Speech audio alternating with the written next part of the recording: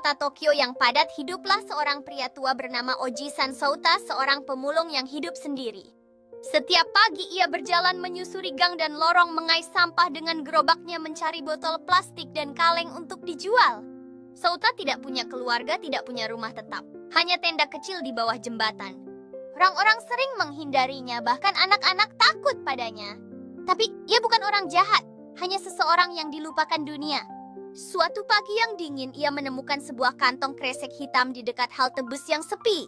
Souta membawa kantong itu ke balik jembatan, tempat ia biasa istirahat, merasakan ketegangan yang mengalir dalam dirinya saat ia mendekati tempat tersebut. Dengan hati-hati ia membuka simpulnya, merasakan detakan jantungnya semakin cepat seiring dengan rasa ingin tahunya. Dan di dalamnya ia tertegun. Ada tumpukan uang kertas, 10 ribuan, 5 ribuan, 1 ribuan, bahkan lembaran 10.000 yen mengubah seluruh kepastian hidupnya dalam sekejap. Mungkin puluhan juta yen.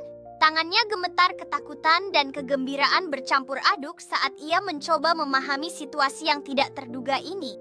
Souta tidak bisa tidur malam itu, gelisah dengan pikirannya yang berputar-putar tentang uang yang disembunyikannya dalam karung tuanya. Namun pikirannya dipenuhi dengan berbagai kemungkinan, menciptakan gambaran tentang masa depan yang mungkin bisa ia capai. Dia bertanya-tanya, apa aku bisa membeli rumah kecil? Seolah-olah suara hatinya memanggilnya untuk bermimpi. Pikiran lain muncul, aku bisa makan ramen panas setiap hari, memberi semangat baru walaupun keraguan terus membayangi. Namun ketakutan menyelinap, tapi bagaimana kalau ini uang hasil kejahatan? Membuat hatinya berdebar kencang. Pagi harinya, Souta membawa kantong kresek itu ke kantor polisi terdekat. Polisi yang berjaga terkejut melihatnya. Seorang pemulung menyerahkan uang dalam jumlah besar. Souta menjelaskan dengan terbata-bata di mana ia menemukannya. Polisi mengeceknya.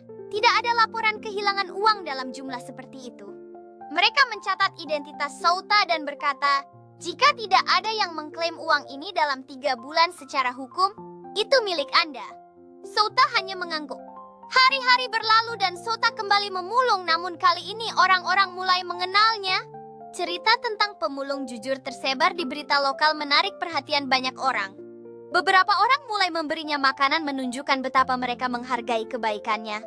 Anak-anak yang dulu takut sekarang menyapa dan tersenyum saat melihatnya.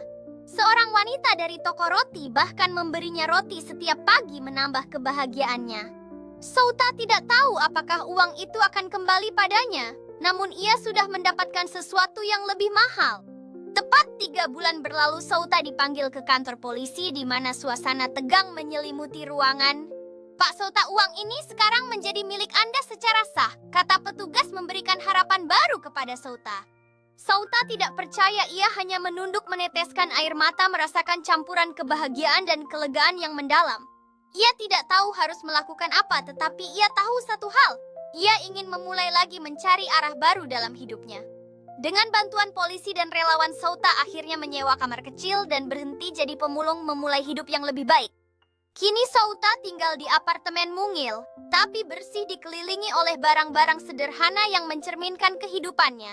Ia masih memakai topi lusuhnya, tapi wajahnya penuh cahaya, memancarkan kebahagiaan yang tulus meski hidup dalam kesederhanaan. Ia menggunakan sebagian uangnya untuk membantu sesama tunawisma, mendistribusikan makanan dan pakaian dengan kasih sayang. Ketika ditanya kenapa ia tidak menghabiskan semuanya untuk dirinya sendiri, ia menjawab, karena keajaiban itu bukan pada kantong uang, tapi pada pilihan yang kita buat.